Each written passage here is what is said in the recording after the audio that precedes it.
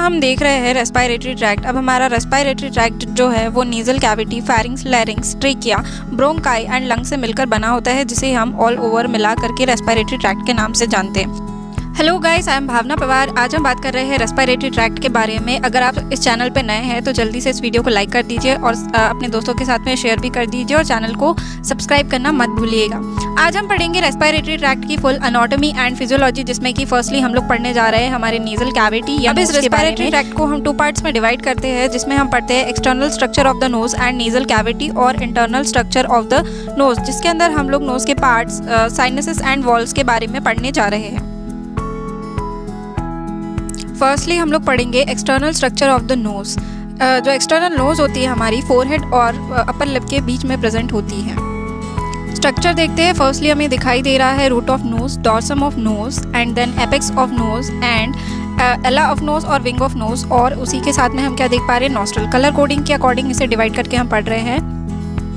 यहाँ अगर हम नोज से स्किन को हटा दें तो हम नोज का बोनी पार्ट एंड कार्टिलेजियस पार्ट देख सकते हैं, जिसमें हम नेजल बोन दिख पा रहे हैं। इसके बाद में हम लोग देखेंगे कार्टिलेजियस पार्ट, ठीक है। तो ये थोड़ा सा सॉफ्ट पार्ट होता है हमारी नोज का, जिसमें हम देख रहे हैं lateral nasal cartilage, major alar cartilage, minor alar cartilage and then हम देख रहे हैं एक्सेसरी जो कार्टिलेजेस होते हैं, एक्सेसरी जो सहायता करते हैं नोज को शेप देने के लिए, वो accessory nasal cartilage and then septal nasal cartilage, जो कि सेप्टल में प्रेजेंट होता है।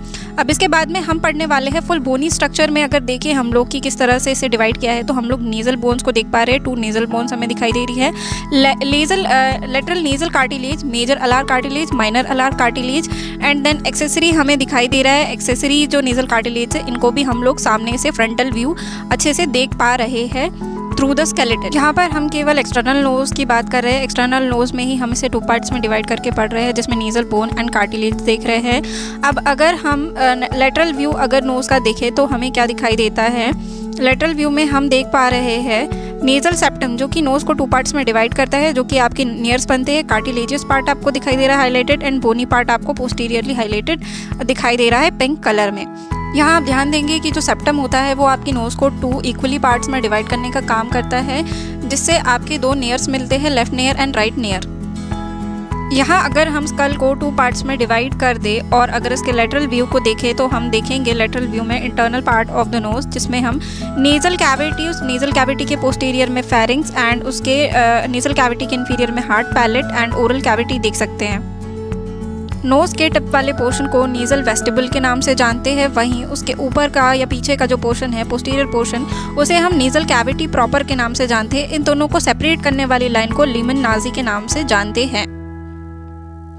येलो कलर की जो लीमन नाजी आप देख पा रहे हैं, यही है जो नेजल कैविटी प्रॉपर और नेजल वेस्टिबल को अलग करने का काम कर रही है। इसे सेपरेट बता सकते हैं कि ये दोनों पार्ट अलग अलग है।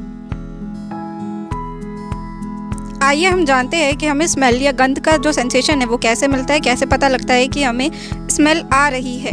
तो हमारा जो नोज़ या नेजल कैविटी होती है, इसके अंदर एक ऑल्फैक्टरी पार्ट होता है एंड देन रेस्पिरेटरी पार्ट होता है, जो कि नेजल सुपीरियर के पास में प्रेजेंट होता है। ओके, अब इसके अंदर हम क्या देख पा रहे हैं, जो हमारा ऑल्फैक्टरी पार्ट है, इसके अंदर क्या प्रेजेंट होंगे, ऑल्फैक्टरी नर्व्स प्रेजेंट होते हैं। अब ये नर्व्स क्या करते हैं, सो बेसिकली ये जो नर्व्स होते हैं ये हमारे ब्रेन से कनेक्टेड होते हैं, जिन्हें हम ऑल्फैक्टरी नर्व्स के नाम से जानते हैं। ऑल्फैक्टरी नर्व्स का स्पेसिफिक काम है कि जो भी स्मेल आपके पास में आ रही है उसको ट्रैवल करके आपके ब्रेन सेल्स तक के पहुंचाना, ताकि वो आपको कन्वर्ट करके बताए और याद रखे कि हमें इस पर्टिकुलर स्मेल को याद करके रखना है या रिकॉग्नाइज करके रखना है। ये जो ऑल्फैक्टरी नर्व्स होते हैं ये हज़ारों या लाखों की संख्या में प्रेजेंट होते हैं हमारी बॉडी के अंदर में। अब हम बात करते हैं रेस्पिरेटरी पार्ट की, जिसके अंदर हम कुछ खाली स्पेस देख पा रहे हैं, जिसे हम कॉन्चा या टर्बिनेट्स के नाम से भी जानते हैं। उसके सुपीरियर पार्ट को सुपीरियर कॉन्चा, मिडिल पार्ट को मिडिल कॉन्चा एंड इन्फीरियर पार्ट को इन्फीरियर कॉन्चा के नाम से जानते हैं।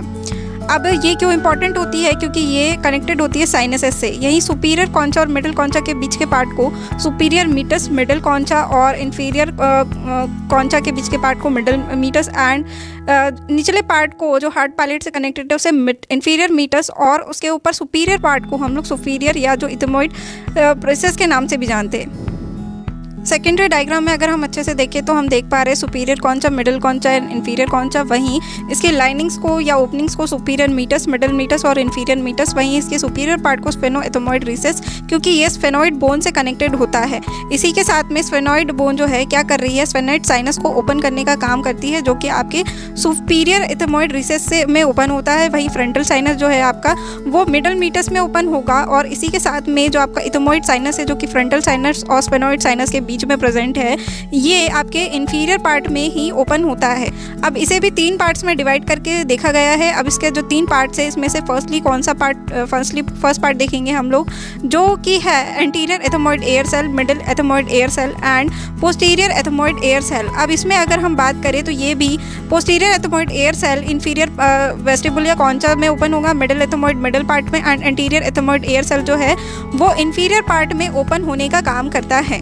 अब ये जो साइनसेस है ये कहाँ पे ओपन हो रहे हैं, आपके एयर वाले पार्ट में। अब इन साइनसेस के अलावा भी एक साइनस होता है जिसे हम फ्रंटल व्यू में देखते हैं, जिसे हम मैक्सिलरी साइनस के नाम से जानते हैं। अब ये जो मैक्सिलरी साइनस होता है ये आपकी बॉडी में मिडल मीटस के अंदर ओपन होता है। अब ये मिडल मीटस में क्या कर रहा है, इसका मेन फंक्शन क्या है, तो ये जो हमारा स्कल है उसमें बहुत ही ज़्यादा हैवी हो जाता है, ठीक है, बोन्स की वजह से। तो उसको क्या है, मास को डिक्रीज करने के लिए, रियोजोनेंस मतलब आपकी स्पीच में हेल्प करने के लिए इंपॉर्टेंट होता है।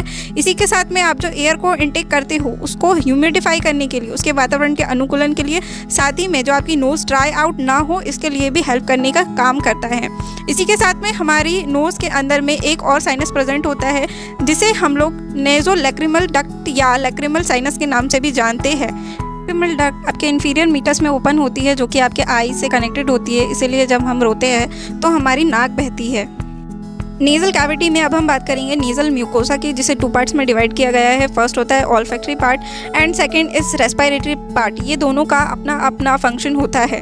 रेस्पिरेटरी पार्ट के अंदर हम लोग देखेंगे जो सीलिया होते हैं, प्रोजेक्शंस, उनके बारे में देखेंगे, और उसके साथ में गॉबलेट सेल्स या म्यूकोसल सेल्स के बारे में भी देखने वाले हैं। फर्स्टली हम लोग देख रहे हैं ट्यूनिका म्यूकोसा, जिसके अंदर कॉलुमनर एपिथेलियम सेल्स प्रेजेंट होती है, ठीक है। इसकी सीलिया लाइक प्रोजेक्शंस होती है जिसकी वजह से एयर जो है वो ह्यूमिडिफाई करने में हेल्प करता है। इसी के साथ में अगर हम इसके अंदर देखें तो म्यूकोसा प्रेजेंट होता है, जो कि इसे जो हमारी नोज़ है उसे ड्राई होने से बचाता है। अब अगर हम बात करें तो हम देखते हैं ऑल्फैक्टरी पार्ट। ऑल्फैक्टरी पार्ट के अंदर भी ट्यूनिका म्यूकोसा प्रेजेंट होता है। ट्यूनिका म्यूकोसा के अंदर में हम क्या देखेंगे, ट्यूनिका म्यूकोसा के अंदर में भी हम प्रोजेक्शंस को देखेंगे, इसी के साथ में सबसेंट्री सेल्स एंड बेसल सेल्स को देखेंगे। अब अगर ये सेल्स क्या होती है अपना वर्क प्रॉपर तरीके से ना करे तो उसकी वजह से हमें जो स्मेल का सेंसेशन है वो नहीं आता, वो हमारे ब्रेन तक नहीं पहुँच पाता। कोविड-19 जैसे केसेस में भी यही हुआ था। जो सबसेंट्री सेल्स है उन्होंने अपना काम करना बंद कर दिया था, उसे पूरी तरीके से डिस्ट्रॉय कर दिया था, जिसकी वजह से हमें स्मेल नहीं आ पा रही थी। और जब हमारी ये ऑल्फैक्टरी सेल से ये काम करना बंद कर देती है, सबसेंट्री सेल जो है वो भी काम करना बंद कर देती है, तो बेसल सेल से वो एक्टिवेट होकर के हमें थोड़ा बहुत सेंसेशन प्रोवाइड करवाती है। जब हमें कोल्ड कफ होता है तो भी ये सेल्स क्या है, काम करना बंद कर देती है, जिसकी वजह से हमें कुछ भी जो है स्मेल समझ में नहीं आती। इसी के साथ में इसमें ऑल्फैक्टरी सीलिया प्रेजेंट होते हैं, जो कि हेल्प करते हैं किसके लिए, आपके जो ऑल्फैक्टरी नर्व्स है उनको अपनी जगह पे बने रहने के लिए। अब इसके अंदर टेला म्यूकोसा ऑल्फैक्टरी ग्लैंड्स भी प्रेजेंट होते हैं, जो कि सिक्रीशन का काम करते हैं, ओके। तो इससे क्या होती है, हमारी नोज़ कभी ड्राई नहीं होती। आई होप आपको ये वीडियो इन्फॉर्मेटिव लगा होगा। अगर इस वीडियो में आपको कुछ भी कन्फ्यूजन हो या समझ में ना आए तो आप कमेंट सेक्शन में बता सकते हैं। Thanks for watching.